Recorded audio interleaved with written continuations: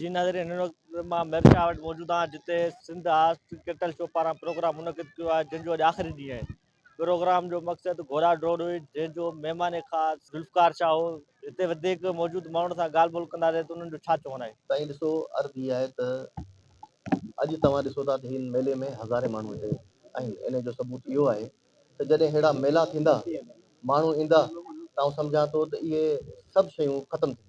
अर्ज़ु इहा आहे त असीं वेंदासीं, हींअर तव्हांजी हिते जेके तव्हांजा MP MNA आहिनि या मोतबरीन आहिनि ऐं हिते डिप्टी कमिश्नर, उन्हनि सां वेही ऐं इनशाला कोशिशि करे उन्हनि खे हिन मेले खे ख़ुशूसन, छो ही हिन जी तारीख़ तमामु पुराणी आहे, त हिन खे असीं कोशिशि कंदासीं त असांजो डिपार्टमेंट, स्पोर्ट्स डिपार्टमेंट ऐं लाइव स्टॉक, इन करे त हिते माल मवेशी बि तव्हां वटि तमामु घणो आहे। जेकोबाद जो इलाइक़ो आहे या तव्हांजे भरिसां ई पंहिंजो हितां 2 कलाकनि जो पंधु सिबी आहे। सिबी में मेलो लॻंदो हो कंहिं टाइम में, तमामु वॾो, ऐं अॼु बि माण्हू क़ुर्बानी जा जानवर वठणु सिबी में वेंदा आहिनि। त इन करे आउं सम्झां थो त उन्हनि खे बि असीं हिते कंदासीं त ॿिए साल त ही जी लाइव स्टॉक जो मेलो लॻे थो, इन खे वधि में वधि पज़ीराई मिले ऐं वधि में वधि सिंध गवर्नमेंट इन में। अॼु मुंहिंजी ॻाल्हि थी सुबुह जो DIG हैदराबाद सां, तारिक धारेजे साहब सां। उन्हनि राति खां इन्वेस्टिगेशन कई। पहिरीं हुननि जी डेड बॉडी जेका आहे उहो खणी विया पिए पंहिंजो उन्हनि खे दफ़नाइण लाइ। पोइ DIG साहब जीअं असांखे ख़बर पई त इहो सस्पिशियस मामिलो आहे, सिंध गवर्नमेंट ओॾी महिल ई नोटिस वरितो, उतां ई डेड बॉडी वापसि करे ऐं हुननि जो पोस्टमार्टम कराइनि। पोस्टमार्टम में जेको ॿुधाइनि था त हुनखे खंजर जा बि निशान आहिनि। तंहिं करे सिंध गवर्नमेंट पंहिंजो DIG हैदराबाद उनखे मूं ॻाल्हायो बि आहे उन सां, कल्ह खां वठी असीं उन्हनि सां राब्ते में आहियूं ऐं आउं पाण बि इनशाला सुभाणे उन्हनि जी ताज़ियत वेंदुसि। त उन्हनि खे, उनजे पुट खे ऐं ड्राइवर खे हिरासत में वरितो आहे। वधीक पुलिस इन्वेस्टिगेशन करे इनशाला ताला 1-2 ॾींहंनि में इहा सॼो मामिलो तव्हांजे साम्हूं अचे। इन ते आउं इहो चवंदुसि त ही मेला सुठा आहिनि, हिन खे न ख़राबु करियो त बहितर शइ मिलंदी इनशाला ताला। असीं ईंदासीं। इहो त असांजे कल्चर डिपार्टमेंट इनशाला हिन दफ़ा असां बजटिंग कोन कई आहे सिंध गवर्नमेंट ई कई आहे।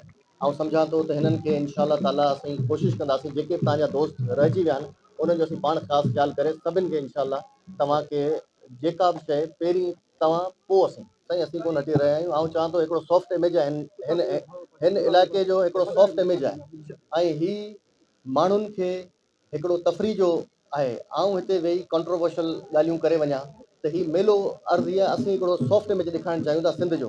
तव्हांजी मीडिया जी नज़र जेका आहे, हींअर मुंहिंजी ॻाल्हि हिकिड़ो वर्ड थींदी ऐं उहा तव्हां जेतिरी पंहिंजे ज़िले जी इज़त कराईंदव, उहो ओतिरी पूरी दुनिया में वेंदी।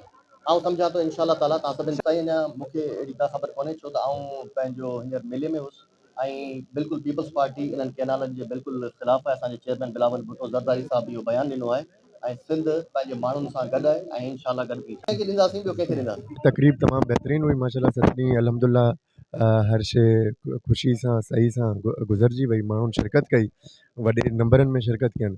ऐं इनशाला असां मिनिस्टर साहब सां बि ॻाल्हायो आहे। मिनिस्टर साहब बि असांजा नौजवान आहिनि। मिनिस्टर साहब बि असांखे यकीन ॾियारियो आहे की इनशाला हो अहिड़े फेस्टिवल खे प्रमोट कंदा। असां इनशाला कोशिशि कंदासीं की कल्चर खे ऐं स्पोर्ट्स खे ऐं लाइफ स्टॉक डिपार्टमेंट खे हिकु करे हुननि जे तरफ़ों ऐं सिंध हुकूमत जे तरफ़ों हिकु सुठो फेस्टिवल लॻे, जंहिंमें इनशाला हिन खां बि वधीक स्पोर्ट्स हूंदा, हिन खां बि बहितरु हूंदो। इनशाला अहिड़ा तकरीब इनशाला असां प्रमोट कंदासीं, इनशाला थींदा ईंदा। वॾी महिरबानी। ॾाढी ख़ुशी थी आहे। हिकु त 7 साल खां बाद मेलो थियो आहे ऐं असांजे घोड़े विन कई आहे।